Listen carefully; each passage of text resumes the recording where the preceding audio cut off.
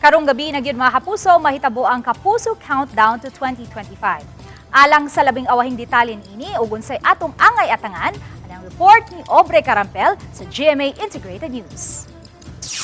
Mga kapuso, ongoing na ang final preparations para sa gaganaping Kapuso Countdown to 2025 mamayang gabi dito sa Mall of Asia. At nakikita nga ninyo ang makulay na stage. Dito magpe-perform ang inyong mga paboritong Kapuso stars at performers mamayang gabi. At kasalukuyan na rin nagsa-soundcheck para sa show mamaya. At kung makikita rin ninyo, nakakalat na rin ang security personnel dito sa paligid ng venue, sa loob at sa labas ng venue at sa paligid mismo ng Mall of Asia. At mayroon na rin nakaantabay na ambulansya at medic sakaling magkaroon ng mga kapuso natin na sumama ang pakiramdam. At sana ay wag naman dahil inaasahang mamaya dadagsa ang may 200,000 na mga kapuso natin na makikiparty dito sa Mall of Asia. At yung iba nga sa kanila excited na dahil madaling araw pa lang daw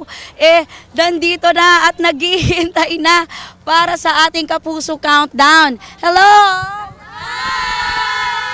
Saan ba kayo galing?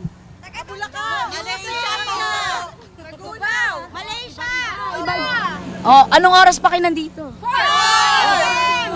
p.m. Oh, ayan na nga. Madaling araw pa lang daw nandito na sila. Alam ko na ang inaabangan ninyo.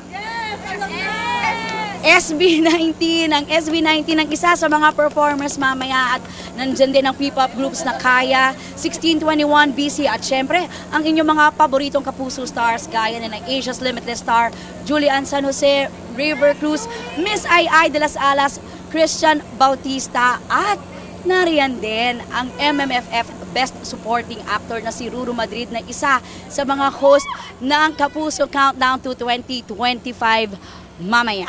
Yan muna ang latest.